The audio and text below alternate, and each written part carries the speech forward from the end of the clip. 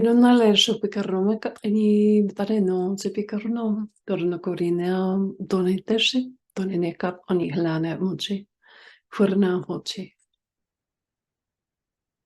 Hi you guys, welcome back. Rebecca Rose, and we're here for the 17th episode in the Bringing Light to the Darkness series. I'm so happy to be with you again. I've been on more than a summer sabbatical. As you can tell, I got a bunch of sweet notes from you guys asking how I was doing and where I was I safe in Alaska.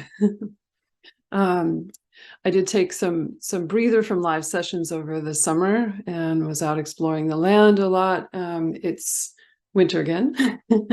Winter started early. It was early October, early this month. You know, we got the world is white with snow. Yeah. And I did need a little break to tend just other areas of life. You know, I'm full on with my business all the time, and very busy with clients. So just so I can accommodate all of you guys as clients, I have to go recharge myself. So just loved Alaska, and I'm going to share a few pictures from my backpacking and camping trips this summer. Might be interesting to some of you. So yeah, I feel like recharged, and I'm also back doing live sessions again. So meeting with me in real time, and also doing the remotely recorded sessions as usual. So Starseed coaching and reading, soul council sessions, quantum healing, inner child sessions. You can book those with me through my website, which is linked below. Yeah. We're going to be going into a pretty wild story here today, but let me go into a little segue of, again, I know some people really like my Alaska pictures. So this is all subarctic Alaska, and I'll just be briefly sharing a few things, not too long. Here we go. And from the summer, which I'm already kind of missing. Yeah, being up high in the alpine tundra and the Arctic tundra. And this is sort of the place where those two environments meet up. Yeah, and the light is constant. You know, we have 24/7 daylight during the summer. And at the moment, we are losing light rapidly. The days are getting shorter and shorter. My computer is having a little moment, so we're not forwarding the image yet. So bear with me. I'll just keep chatting. Yeah. There we go. This is from September. So this is camping down near Denali. And in this creek, this little tributary, there were a lot of salmon still. And I was thinking what a heroic journey, because this was probably, a couple hundred miles from the coast where they would live. You know, salmon live their lives in the sea, their adult lives, but they go back to their freshwater spawning ground to, again, lay eggs, fertilize, and they die. And I was really overcome with emotion just thinking about that heroism. You know, it kind of parallels the heroism of the human journey in a way, and what we all go through between birth and transitioning through death, and the potency of the life force being so strong. So yeah, more from that same area around Denali. And a little, settler's cabin from the 50s. That's not my house, but it's pretty cute. Birch trees. And this is a backpacking trip I did back in July. This light is well after midnight. This is probably 2 a.m. catching the light. And I will say my sleep schedule, I'm still trying to get my sleep back on track after dealing with the upset in circadian rhythm that happens up here. Can happen up here during the summer, but beautiful light. Good luck sleeping. You can see my little solo tent in the background, and again, that 2 a.m. light there. The sun doesn't, at that point, it's not sinking below the horizon at all. Yeah. And more from the same trip. It's such a recharge for me. This one has a little orb you might be able to see there. Yeah, the sun There, kind of sitting there in the grass. I don't know. And this trip, I saw a couple people on the first day, but for many days I didn't see anybody. Very much grizzly country, so I watch out for that. And mostly what I saw was sign of wolf and caribou up here. Oh, little tent. And yeah, the largesse of the land is very palpable. It's to me, it's very spiritual. Yeah. And a little bit of a non sequitur, but not entirely. We are here talking about space and extraterrestrials. This was a drawing I did, I think early in the summer I finished this one. It's a very large drawing and it feels a bit like a part of myself. And I thought you guys would enjoy looking at that. So let's move on.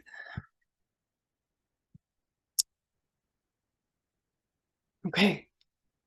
Yeah. I'm also on Telegram. I think I mentioned that before, but I'm growing that channel and it's a place where a lot of it's not stereotypical social media. If you've been on this channel and watched some of my videos, you know that I don't really cater to the conventional approach to social media. So there's a lot of writing on there and shares that are more intimate from me about many different experiences through the programs and beyond, through the multidimensional realm, and also here in Alaska, and so on and so forth. So we're going to talk about what happened before the benevolent reptilians picked me up. When I crashed, I was out on patrol, I crashed. Always had the sense that I was shot down. And then the reptilians took me, the benevolent local reptilians, a group of them anyway, who lived underground in what I would call a very beautiful oasis, took me to their place and I lived with them for a while. Though it didn't go well with them ultimately, they ended up cannibalizing me in a way for parts.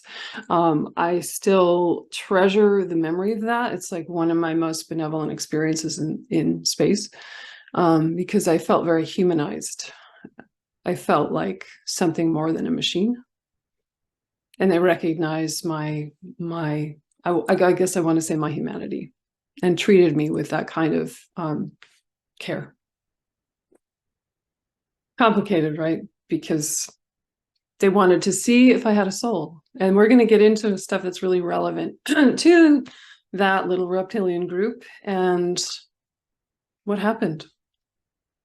I was shot down. I always felt like that. The past few years, I've been saying, like, I know something else happened there, but I can't remember yet. And maybe it's not time for me to remember yet. Very much true. Tiran and Dean also feature in the details of what I'm going to offer here tonight, which, again, really complex, nuanced set of memories and the information coming through, which is detailing a highly illicit and elaborate crime syndicate run by the Draco on Mars. And this was during the time that I was there. I do not feel like this is still going on, but yet I feel like it still bears repeating. It was a little shocking, and I'm still sitting with this kind of information set. Still trying to make sense of it all. A lot of nuts and bolts, pieces and parts and things that I don't know that I yet entirely understand fully. I realized too that sometimes things take almost like years to sit with. Do you have that experience? Does that make sense to you? Yeah. And how did this come in? This was back in May, early May. I was doing an interview with Mira Solaris of Edges of Eternity. She's Russian, and we work with a bilingual translator to do the interviews. We had been talking about Mars, and that was on a Monday. And by Friday, I was starting to get all of this coming through, like it was a catalyst for something for me. And in the intervening days, I'd seen on my left-hand side, I was feeling and sensing my 9-year-old self, who I call B9, like Becca 9, Rebecca 9, who was the one I was taken when I was 9 to Mars and beyond, right? Showing me herself piloting it, like, okay, we're going to get something related to that. somewhere in space, right? My subconscious is gonna reveal more about this. And it was like she was showing me, it was old-timey. It was like, remember those old Snoopy cartoons from way back? I think this might have been even before I was born. This was probably the 1960s. It was like Snoopy as was it the flying ace? I think it was the flying ace. Pretty cute, but it was like that. She was showing me almost like a caricature of that. Anyway. So yeah. She's the one, my 9-year-old aspect is the one through whom, or we could say gateway through which I start to receive memory. It's like she represents an aspect of my subconscious mind that is not always available for me to access. Pertinent to all of these memories and realizing there's so much more to unfold. You know, I know a lot of you guys can relate to that. I don't think it ever ends. I don't know if it ever ends. So back to Mars. I'm going to give this kind of in a nutshell, and then I'm going to go back into the text with a lot more detail, text meaning, the notes I took verbatim as all these things were unfolding in my meditation, morning meditation, day after day after day, and the complexity of it. But yeah, it boils down to a kind of turf war. That's a front for a Draco engineered soul scalping operation. Again, this was on Mars a long time ago. Nonetheless, I think it bears speaking of. I mean, it's still a little bit like chilling to me because it violates so many aspects of personal free will and what we're doing here. You know, I mean, so do the programs, but then when the Dracos step in, it's next level kind of invasion, I would say, very much. Like, so I was basically shot down by a group of bandits or thugs who were involved with them as mercenaries. And the Draco were operating this remotely. They were not actually there in physical bodies, but their energy was there. Yeah. And when we say soul scalping, I would say we could say soul harvest as well. Soul harvest, soul scalping, getting at the soul of a being, which to me is like this inviolable aspect of our self, which of course transcends space, time, and many lifetimes, many incarnations. And remembering this, that the harvesting of parts is things are commodified and then sold on the black market. I mean, that's a big deal. It relates back to the galactic slave trade. So, yeah, and this would be a really valuable and, again, highly illicit, illegal souls. I mean, come on, highly illicit type of contraband. And so they could use also the body, the biology of the being, whether it was me or somebody else, take the biology, put a different consciousness in it, do something else with the soul of the being. Pretty complex. And I also sense that some of this was like food almost, the souls being food for Draco royals, which again is like next level to me in a way. Like this is, you see what I mean about like the it's way beyond a space program. Like it's a dark op within a dark op. And there's a consortium of groups, and I think some of these were human, that were, you know, honchoed by the Draco, taken care of in a way, in a alpha way, could we say, by the Draco. But many other players and agencies involved. Yeah. It's just, I have to sit with that. It's like pretty wild. It's stealing the soul.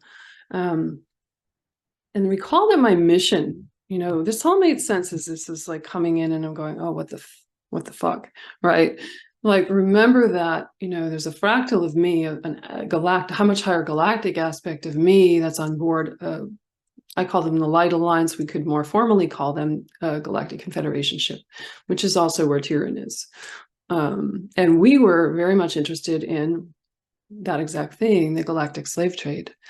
and which is why so much of my journey through the programs touched that theme. So we could learn a little bit more from somebody, or I think several of us who were really boots on the ground, exploring what exactly was going on, such as this and other things during that time.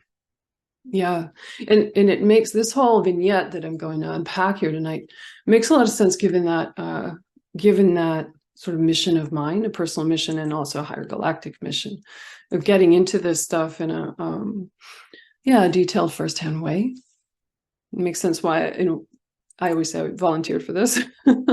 On some level, not a 3D conscious, my child self didn't say, yeah, take me, but in essentially, at again, the soul level, I think I was quite on board with exploring this and stopping it. So who are the mercenaries? Let's talk about that. Local Mars reptilians. A group with very different energy is what I know. Very dark. The Draco were exploiting the local reptilian population, and it seemed like they were under a kind of spell. I'm not entirely sure yet whether this was free will on their part, because they had kind of gone inverted with their energy and went over to the dark side. Were they voluntarily cooperating or not? Not 100% sure, but nevertheless, that's who was in those fighter craft that approached me that night, surrounded me, and you'll hear all about it here. I'm just kind of going slowly. It's kind of even though I've sat with this for some months, it's still a little charge in there. I can feel that. Sort of going back and touching that memory a little bit. So they were definitely underlings of the Draco. They were servants and mercenaries, henchmen. And I think this group of let's say, negatively aligned little reptilians was probably the same group that was helping, bear with me here as I describe this, was helping we had mantids who were working for us at the base who we had more or less mind controlled to be working as mechanics and techs and surgeons and so on at the base. And one night I've described this in other videos, there was an ambush air raid, really, where those mantids had mutinied and they were attacking us in our own craft. It was the night I got my left leg blown off. And I knew they had help from another group, and I think it was these same guys. So kind of a little complex there, but it's getting into more of the political situation that was kind of going on again during the time that I was there. Definitely a rogue group, this group of call them little reps. They're definitely stocky, muscular, short, and strong. So they're not like little, like diminutive or weak in any way. The group I lived with, benevolently aligned, really high level spiritual energy, were much different. Again, just much different energy, much more refined energy with them. They seemed to be cut off from the above ground world and all the things that were going on. Yeah. Let's talk about, why were the Draco interested in this particular group? Because they were there and they could do the job, yes. But let's talk about dragon energy for a minute. They are in command. All these little reptilians seem to be in command of the Mars Earth energies. What are those energies? Just like the Earth energies here, what do they relate to in a very primal and primary way? Dragon energy. Yeah. The benevolent group, I'm using really polarized terms like the good guys and the bad guys here when I'm trying to differentiate these different, there's the same race genetically, seem to be. However, they're aligned with different poles of the spectrum here in duality. So hence I'm saying as benevolent reptilians. They had created their underground oasis working with consciously those the energies of the planet Mars. But from this whole retrieval, for me, what I'm talking about tonight, I recognize that that's also dragon energy, which is, as I experience it myself, when I have a lot of dragons that are in my awareness, and protective, benevolent dragons, and so on. It's very primal, elemental, primary, beyond space and time, and very, very potent. I know a lot of you. I'm curious about your dragon energy experiences. Why don't you comment on that below?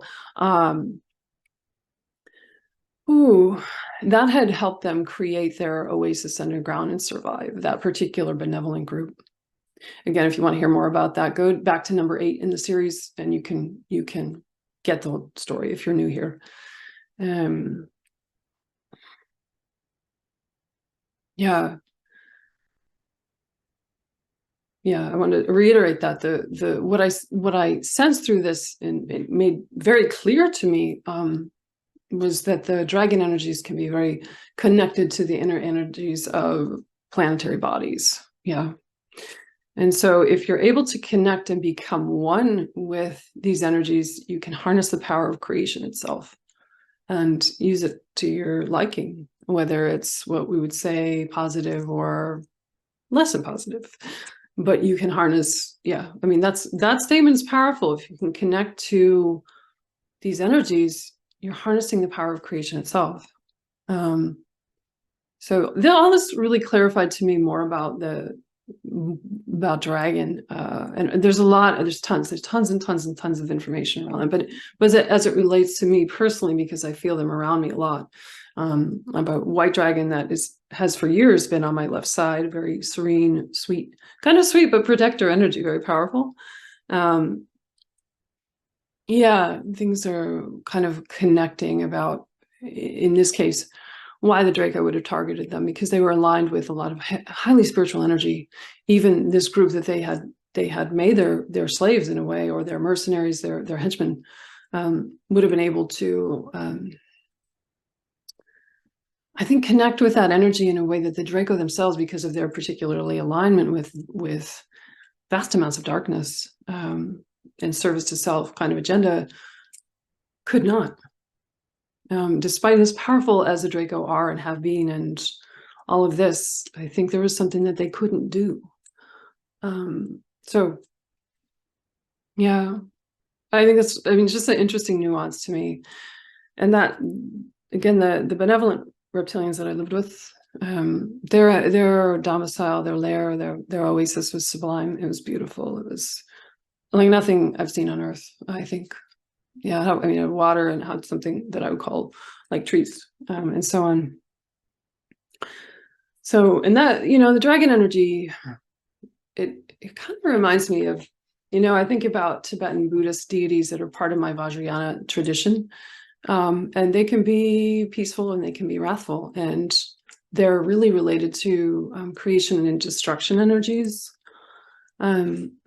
Meaning the destruction that is part of the natural rebirth cycle, or something is often needing to be transmuted, transformed, so something new can be created, and they're very connected with that cycle, completely connected with that cycle. So again, I feel like the Draco were harnessing them for this particular aptitude that they had, and this capacity, this skill, this mastery that was just inbuilt inside of them. And they also, think about, I think I said this, the benevolence in the oasis, benevolent reptilians, I keep calling them that. They wanted to inspect my soul. Like, I think this group had a particular refined way of interacting with soul. Again, is this something the Draco couldn't do themselves? I don't know.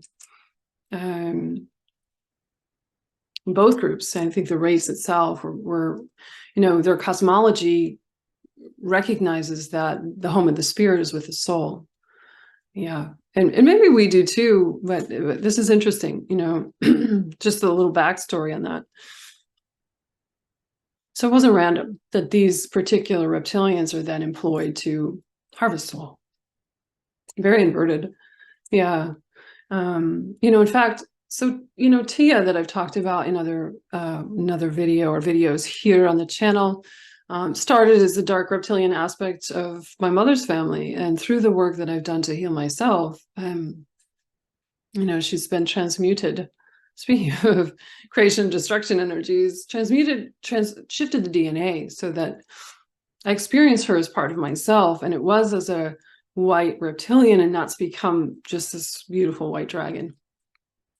Oh, I'm getting multidimensional with all this. I don't think you guys will mind. So let's go deeper on that. That was my segue about the dragon energies, and we'll talk more about those mercenary reptilians and what was actually going down. And they surrounded me in fighter craft. I remember 3 of them, and it felt like out of nowhere. I had known I was, again, out on patrol. It's dark, getting dark. And I'd known my psychic tracker and tether back to base had been disabled. I didn't know that an outside group was actually interfering to cause that. I was being actively routed into this situation purposefully. Yeah, I really didn't know. So there's a lot of in these memories, there's a lot of clanging and banging of like the let's say metal, know what kind of material exactly the craft were made out of, but they're jostling my craft with theirs. They're firing at me and demanding payment, which isn't their ultimate purpose, but it's the front. There's kind of a turf war which is the front for the much larger and more deviant soul scalping operation. Yeah, and they're definitely in my mind, and it's like holographic. We'll see here how holographic Draco technology is used, as well as like a remote control. They're disabling me so I can't function. My psychic ability and my ability to operate the craft are being heavily compromised as I'm kind of going on, and I'm going out into, you know, checking things out, which was what we would do on patrol. It's like voice to skull almost. It was kind of alarming. And I hear them in my head, like these little reptilians going, "You haven't earned the right to be here. Show us your past." And I'm like, what are you talking about? Like, this is, again, like kind of out of nowhere. And I do feel like I'm in the middle of something dangerous and like a turf war, but it's so much worse than that in a way. I know my ship is being overtaken and I'll be hostage or killed. Yeah, I can tell that much. I mean, I'm self-aware and in control of my faculties enough that I can discern this. So I also, for some reason, there's this strong imprint of these dark, chocolatey brown cliffs and like almost pillars that are soft and rounded that are close to where this is all happening. And they feel more like volcanic, you know, that volcanic stone that feels it's light and porous. If you hold it in your hand, it doesn't have all that much weight. Anyway, just an aside of detail. But let's go into the text so I can unpack this fully. Just read a little bit about this. So this is, again, going back to, this is Sunday, May 7th, if you want to know exactly. Yeah. And I thought that this would be relevant to people who are like retrieving memories or trying to remember what happened to them. You know, like a bird's eye view on my process maybe is useful. Like, how did this literally come through? Not just the what which we're unpacking here, but also, you know, what's my method? So let's say. So yeah, I'm in meditation in the morning, and there's something going on, and it's really breaking through the meditation, which I'm in silence, and I'm just working with my breath and my awareness. Standard protocol. You know, I'm not seeking any of this, even though I have a sense through my child, you know, 9-year-old self, right, that something is coming. So I just take these brief notes, a shootout, a firefight on both sides of which I'm a part. There's a rescue, a couple of scenes overlapping, me in a cockpit or some small, at the time, dark space, and then someone coming up behind me quickly putting their hand over my mouth so I won't scream and muting me. And I'm saying in the notes, like, what's going on? Because I really don't know. Like I've shared with you guys kind of the gist of some of this, but at the time I'm like a blank slate. I have no clue what I'm recalling. And then a little while later that day, I'm not in meditation anymore. But I just kind of go internal and just like ask to feel the energies. You know, that's one of the things I do really well is feel energies and decipher details through energy. And I also, this is really important if you're receiving something, like, don't make any assumptions about what you're looking at. Don't try and relate it to what you already know. Like, get your conceptual thinking mind out of the way as much as possible so you can be a blank slate. That is crucial to getting accurate information from you know, if you're retrieving memory or you're reading for something or someone. That's always really important, key. So I'm sensing and reading abruptness or suddenness, uncertainty, combat, someone gentle and generous. I like that. I don't know who it is yet. Again, a small dark place, confinement, a shout of violence followed by a peace. I hear ramifications. I also hear nothing given, nothing gained. People who want my pass and extort something from me. And then I wrote prison camp, question mark. Again, I don't really know what this is all, where it's all going. So I just take it down and don't make any commentary on it. There's a blue light emanating from somewhere, a sense of falling, which is ultimately me being grounded rather gracelessly from the sky and crashing. So there's somebody shouting orders. I am being commanded. There's commands inside my head. Intensity, something going wrong, a mechanical. Yeah, your ship's broken. Violence, exclamation point, exclamation point, exclamation point, big letters. A gun, someone putting a gun or weapon to my head. Don't move or we'll shoot. Feels cold and dark. Yeah, my ship is being overtaken and I'm about to be held hostage. And then I'm saying, you know, like aloud as this is going on, like, can we see who this is? Because I feel like the memory is it's all dark. It's really hard to see. And my child self says, bad, scary people.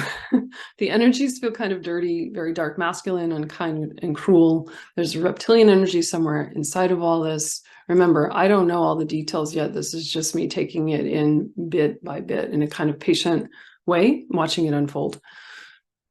And then again, you haven't earned the right to be here. Show us your past. And me going internally, I haven't done anything wrong. I want to struggle and flee, but there's nowhere to go. Help me. I feel like I'm under a spell. I want to let go and I can't. Like I'm trying to fight whatever's going on in my mind psychotronically, and I can't. And this is telling. I don't know my location yet. I'm not making assumptions that it's Mars, but there's some voice in me that says the spiders will be on top of it soon. And I'm like, oh, for sure. Sure as shit, that is Mars. But I don't go into story around Mars. We're talking about spiders, that's probably Mars, but leave that alone, keep going. I still feel guns in my head. They want to be paid off, like a highway stop, extortion, bribery. This is our territory. They're thugs. Why am I not fighting them? I can't. Something inside me, inside my head has been disabled. I want to play dead. I can't win this in an ordinary way, and I know it. I need help.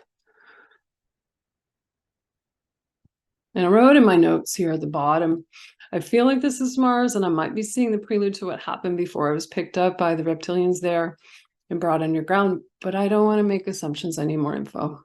I feel really exhausted bringing this through and remembering. I really need to go lie down. And I was wrecked just after that little bit. I was like, I was kind of spent that whole day. So this is the following day, Monday, May 8th. I'm not consciously asking for this. It's just what's coming through in meditation practice in the morning. I'm surrounded in the air. There's an attack. I'm being attacked. And there's this etheric sound of like sirens, meaning like danger and like alert, something bad is happening. And then I hear this benevolent male voice that just melts me. You will release her. I hear this telepathically, but at the same time, like it's booming over a loudspeaker. Someone has my back. And I'm like so excited. I don't know what's playing out yet, but I'm thrilled. Yeah, there's a thuggish rogue band of, and I just put blank in parentheses. I don't know who they are yet. Not making any assumptions. They're in small fighter craft, possibly reptilians, but there's another element. I don't know what this is yet. Later, I will come to understand this is humans without souls, like empty shells. And here's where I get bold in my language. Okay, this is definitely what went down before the reptilians, benevolent spiritual reptilians, picked me up out there. Yeah. I said, God, I always had a feeling I was shot down. This is it. We're getting into it. I said, there's a lot of anomalies in here. This is a really complex situation. Not much is becoming clear as the time is going by, analyzing this, receiving this. Yeah. Draco energy is in here somewhere, but they are not physically present. I can feel it strongly, but I can't see it. Yeah, the Draco are controlling this in some way, but not present, at least not in the usual form in this situation. They may be disguised. This makes me wonder if all the beings present are embodied by Draco intelligence. Bang. I mean, that kind of blows me away a little bit. They're using, I don't know if those reptilians had actually been desouled and like inhabited by the Draco themselves. Something to think about, right? Explain to me the technology of this. Going on, I think this is the following day yet again. I don't know they're on top of me until, I don't know they're there until they're on top of me. Why didn't I catch this? It's like a total ambush. I'm completely outnumbered, and I'm curious why I'm out solo. Where's my team? And as I write that in my journal, I hear, we couldn't respond. We couldn't respond. They may have been disabled as well on their end back at the base. I don't know. And here, check this out. This was amazing to remember this with such clear like detail. This blew my mind. It's really beautiful, actually. The craft. It does feel like that. I call it the Mars Junker. Reminds me of basically a helicopter that's been retrofitted for Mars with high tech. I'm looking around and sensing behind me in the main body of the craft what looks like a centrifuge. It is a power generator. It's like a portal or just empty space spinning with all these colors. It's mesmerizing, beautiful, awe-inspiring, and in a way, kind of shocking. I have never remembered this before. And as I describe it, it doesn't sound complex. There's this quantum space that is producing power. And it does. This is a motion to it that I think is important to that power generation. But it almost, I don't know the analog, but there's these beautiful, almost, I don't know, could we say marbleized colors, color fields, light, vibration, touching something beyond space and time. That's feels like rapture almost inside of me. You know, like, oh my God, what is this? Like looking at it. Anyway, I'm really grateful that I could recall something of the technology behind some of this. Yeah. So going forward with that, and I think there'll be more about all the tech stuff. You know, I've been talking about Montec technology and that, you know, I am so attuned to subtlety, nuance, emotion, the liminal space of intuition, all the yin, the feminine side of things, the more what we call right brains. So getting my mind around some of the tech, even though I can see some of that, understand it psychically, intuitively, and it's a work in progress, right? Quantum technologies. And it is, I think quantum technologies are more something we intuit rather than study. Somebody, you know, might say otherwise, but my I want to say mental matter, but that's not quite right because there's more than me, more of me involved in how I make meaning of the technology, how I understand it. It's very intuitive for me. All right, let's go back to this. What's going on in the sky? Collision, metal on metal. Something about the energy of the beings here is red with blue or purple. Dragon or reptilian. Remember, I don't know all of what I told you guys at the beginning. That hasn't been elucidated yet. So this is me like putting pieces together slowly day after day. Dragon or reptilian. I don't know what I'm remembering. I don't know what I'm looking at. And light language comes through, and through it, the translation is the scourge of the planet has awakened. Whoa. And oh, there are dragons associated with Mars, located inside the planet, whose energy has been negatively harnessed by another group of native reptilians, who seem very different than the ones who picked me up following this whole disaster. They are using the capacity to work with spiritual energy for darkness. This is a kind of negative or inverted alchemy. What's interesting is the red and purple energy that I'm sensing here doesn't necessarily feel bad or negative. It's powerful, though. It could be a reference to the Draco stars, which would be magnificent and also contain these colors. And it may also be referencing, as I said, the planetary Mars dragon energies and or the Draco royals themselves. Remember I said at the beginning, definitely feels like some of the soul harvest was for the Draco royals.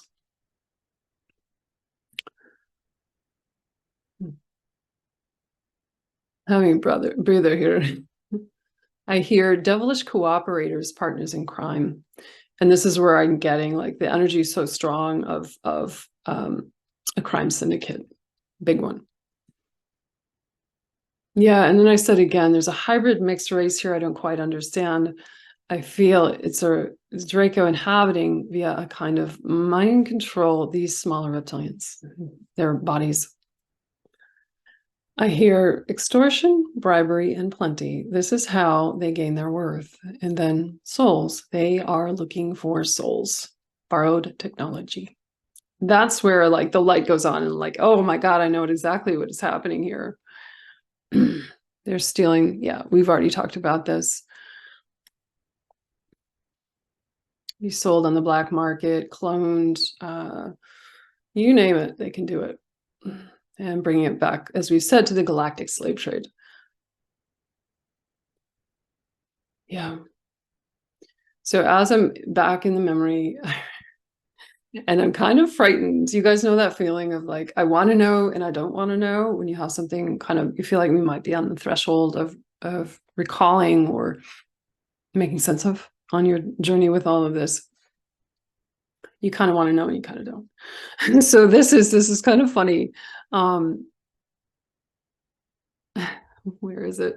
Turn on your night vision. This part of me is saying this to myself. Turn on your night vision. I hear this as I'm kind of jotting all this down. Okay. It's as if turning on a floodlight in the dark. I see a tall, muscular man with sandy blonde hair, square-jawed, clean-shaven, 30-something, seems to be dressed in a white t-shirt and fatigues, military. But there's something else about him. Not ordinary human. Who is this? Recall at this point, I'm not yet completely aware of this illicit soul trade. Again, I have a sense that the backstory on all this is very, very complex. I'm so completely wiped out wading through all this, but I must continue. There's a loss of, regarding the man I just described, there's a loss of life, a loss of vitality for this one, I hear. Meaning the guy, is he fully human? Doesn't seem so, but then what? I pause to read his energy. Why me? Why do they have me? I will never get out of this. I hear this small voice of intelligence inside this being who's a hostage. They've taken him, and maybe me too, if they have their way. Yeah, this guy is not one of the very bad, scary thugs. He's just there, captive and with them. He's not armed. He feels quite naked in a way, not literally, just vulnerable and unprotected. He's not all there. I feel like I can't quite interact with him.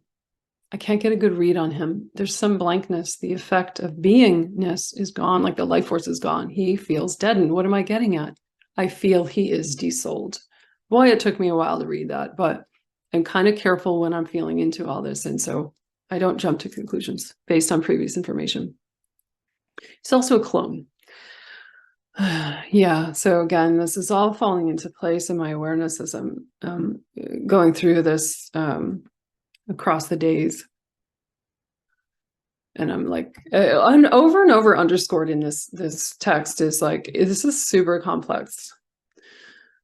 And to be clear, he's just kind of there. He's not fighting or part of the crew actively attacking me. He's a hostage, a decoy, or some kind of bait. Yeah, they snagged him from one of the bases. And I reiterate, he's a clone. Let's use the night vision again. Blast the torch, I say. Notes. Okay. Yeah, I see a glimpse of the red and purple energy from the passage above again. I hear etheric provocations and instigations. This refers to how they operated me remotely. And the Draco bosses who are honchoing all of this. Yeah. I feel a really dark energy again that is hard to put my finger on. This feels a bit demonic, but not full-on demonic, which is an interesting way to describe it. It's quite dark, and I hear the devil's henchmen coming for souls. Must be fed, must be fed, must be fed, like an echo going on and on and on. And again, at this point, I don't know that the Draco are actually the bosses, I don't think.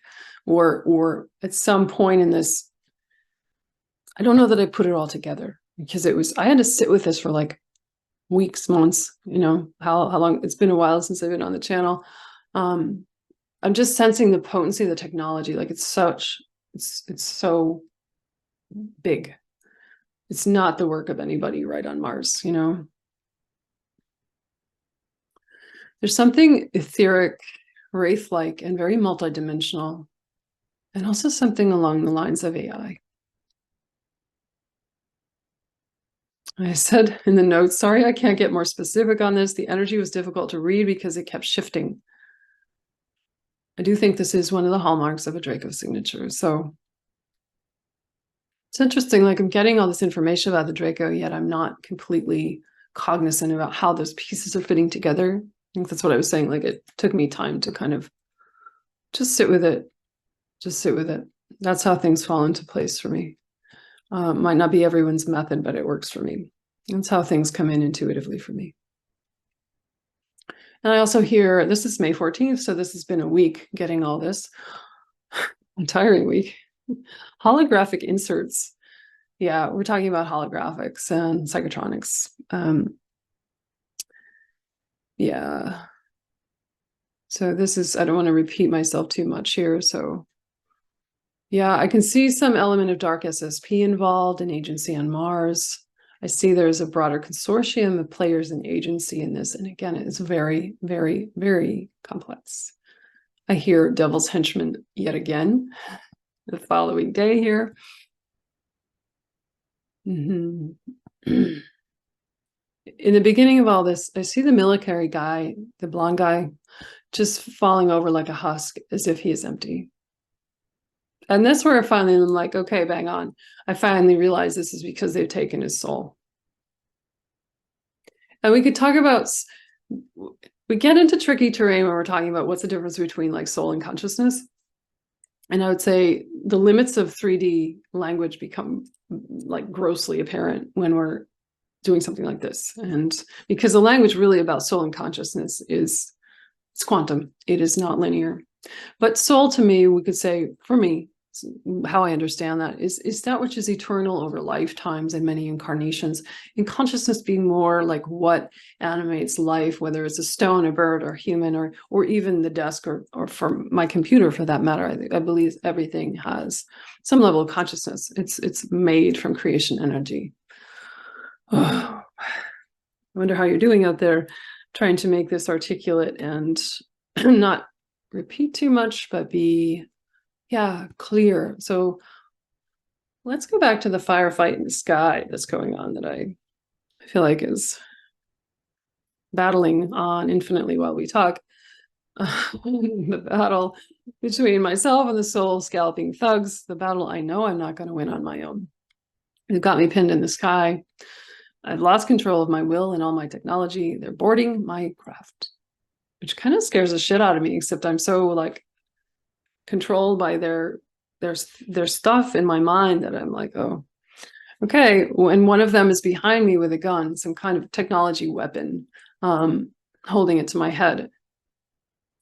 And here's this is shocking to me. Most alarmingly, it's made to seem that the one holding the weapon is actually Dean.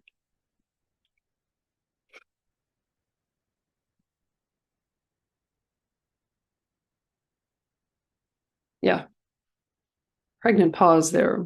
I kind of gather myself. Most alarmingly, it's made to seem that the one holding the weapon, sticking me up, got me in a chokehold, is actually Dean. Though not Dean, they have, via Draco technology, searched my memory bank to replicate Dean's energy signature and override the energetic resonance patterns of the one who's actually holding the weapon. So they're using the husk of a being, and I believe they're using their own Draco, Draco technology, if not an actual Draco being, to replicate Dean himself. Dean is not, however, there. Yeah. And because I can't see properly, it's dark. Everything just feels dark. I'm not sure if it's a hollow man or one of the reptilians that's actually the body of which is behind me. But for every bit of me, it feels like it's Dean, which is, yeah, that's what it feels like. And this undoes me so completely that is then that I go down. So they have won, or have they? Are they going to take my soul? Is the mission over out there for me? What's happening? Yeah, something good happens. And then the impossible happens. Oh my God, it's Tiran. At the same time that I'm crashing, a moment that feels like it goes on and on forever, I feel him saying, "You will release her." This is a multidimensional and non-physical intervention, by the way, by Tiran. And it's quite shocking. He's never intervened in anything. And later on, he said about this, of course, we would come in when we could to help if it feels like something will really damage the mission, meaning if I'm going to get my soul scalped, that's going to really screw things up. So, they will interfere if they can. It would have been game over if they got my soul. I think as far as my, let's say, humble position with the Light Alliance, the Galactic Confederation, if you will, it wouldn't have been useful. So that was amazing. Like to have, so there's all these other like energies kind of working my mind, but then I hear him loud and clear, the loudest of all, "You will release her." It's not that I didn't crash. I absolutely did crash, but they weren't able to take my soul. So interestingly, then the benevolent reptilians pick me up sometime after this in the days following and bring me back to their oasis. What are they looking to know? Do you have a soul? So fascinating, right? How this all dovetails together. And to cap it off, 24th May, lying in bed upon waking, and I tune in with my body and lightly touch this new set of Mars memories. I see an older man, a good guy. He looks quite elder. A good guy who's actually a humanoid ET with long white hair, and it looks as if he's gazing into a crystal ball. And he's saying, "No," adamantly, "you will leave her." And it's a reiteration of someone else in the Galactic Confederation who's also watching this. So it's a reflection or maybe, how would I say, a confirmation that they kind of knew what was going on for me. And remember, this is something, why wouldn't they just stop the whole thing? The point of the journey for me was to go and experience this. So there's no need to come in and like rescue me from the SSP at this point and from this kind of non-dual perspective. Yeah. Still picking all this apart in a way, but I could see why a couple years ago maybe I wasn't ready to engage with this, because the memory comes through me is very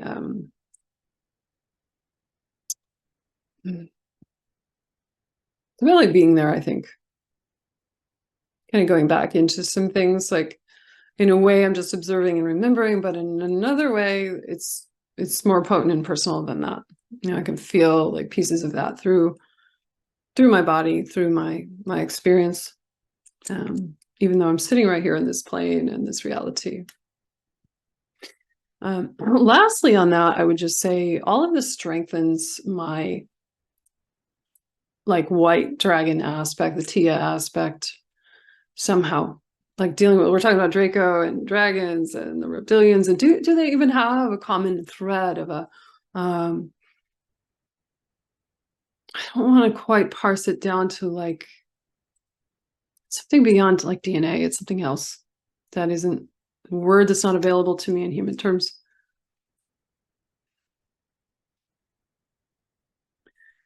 Yeah, but it does strengthen me. It also speaks the protection. I think I've mentioned that a bit. I feel I also had in these programs, and also why I'm able to sit here and talk about this publicly in a way that's, you know, it's jarring for me in a way, but pretty, you know, pretty grounded and stable as we're going through this, generally speaking. Yeah. I'm told to see all this from the soul's journey. Irony there, the soul's journey from a higher perspective. I know that this way I will understand why this happened and maybe had to happen in order to beget the next outcome for me. Significant. Yeah, to me now, this means there is always a higher order in place for me in the programs. It's gathering intelligence for the Light Alliance about the galactic slave trade. In this case, the slave trade at its worst. Yeah. What do you think of all that?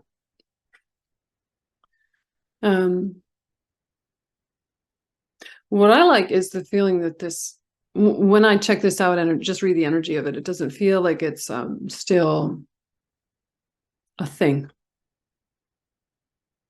I think it's quite over. We can be happy about that. I think it's still merit in speaking on it, even if it's over. It really makes me think about that little race, you know, that I've thought about over and over and over again. You know, how are they doing? I think there's a lot of benevolence in that race, a lot of like really high level intelligence overall. Yeah.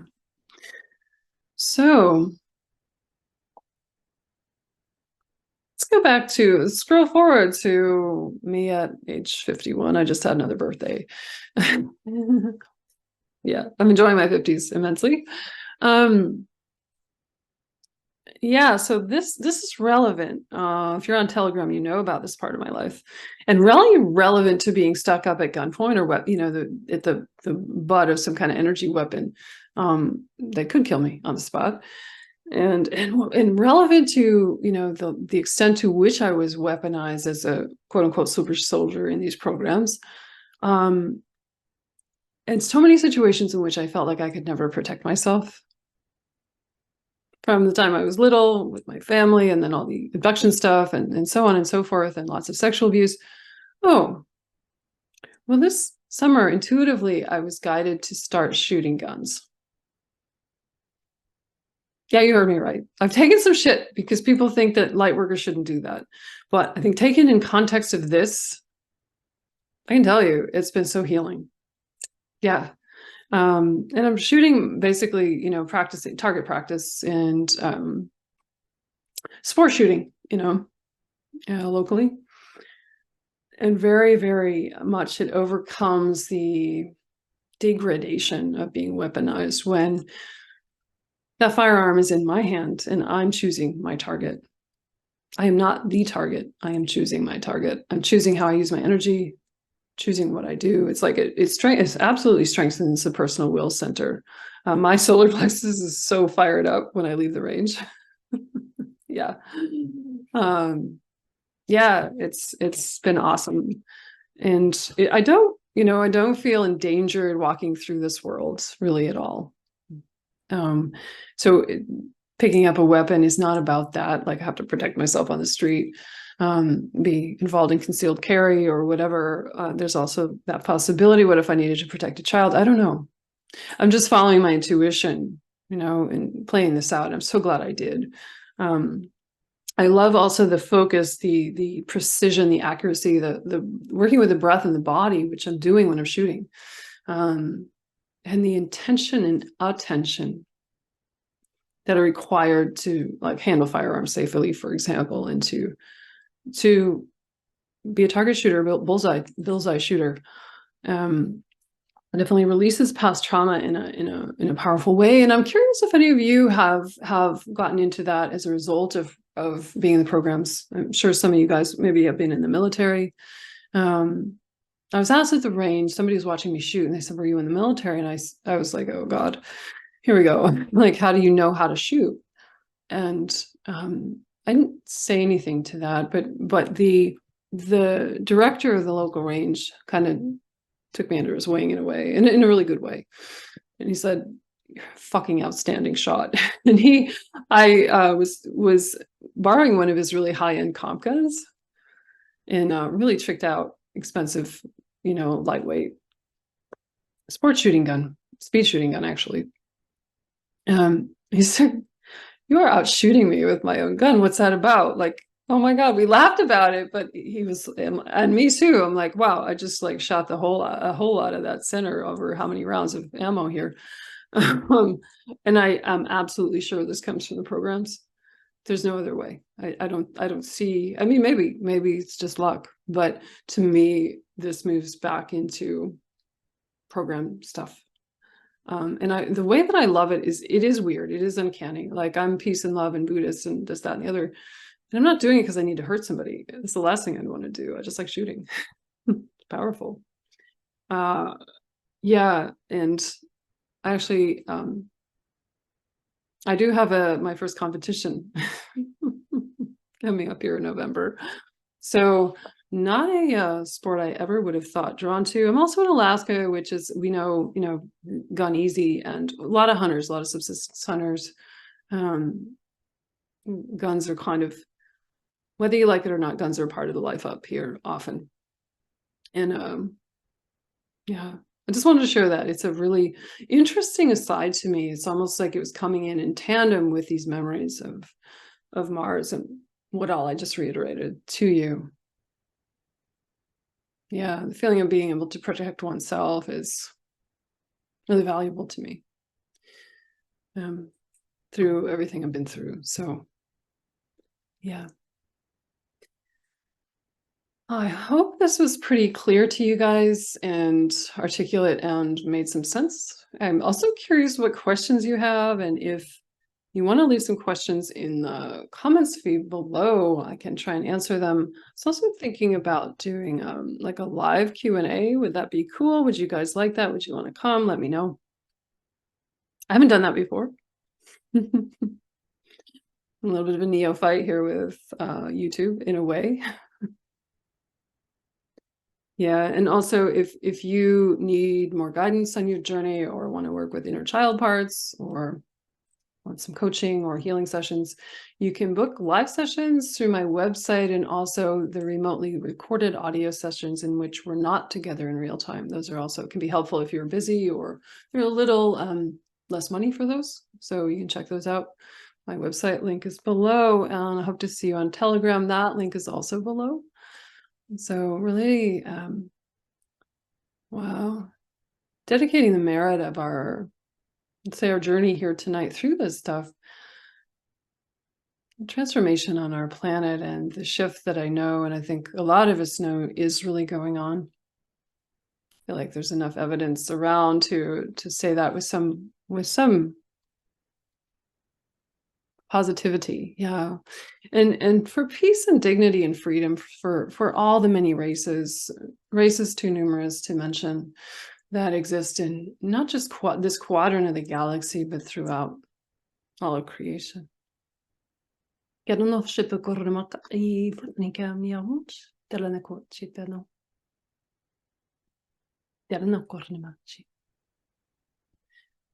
Goodbye for now.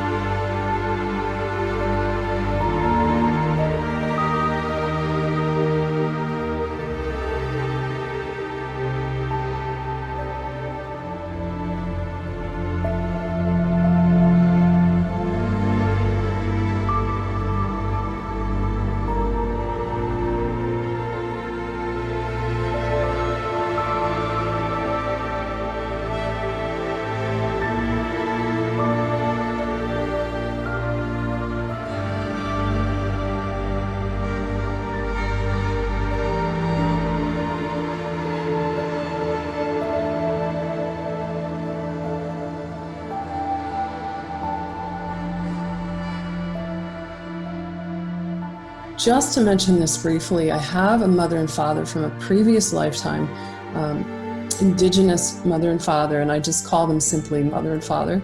They've been with me every day for about 2.5 years. They were my parents from a previous lifetime with the Crow people. And they've helped me heal so much. They've done soul retrieval work for me. They helped me journey to get parts back. And that's actually ongoing. Like even today, I was working with them this morning. And their love is so beautifully unconditional.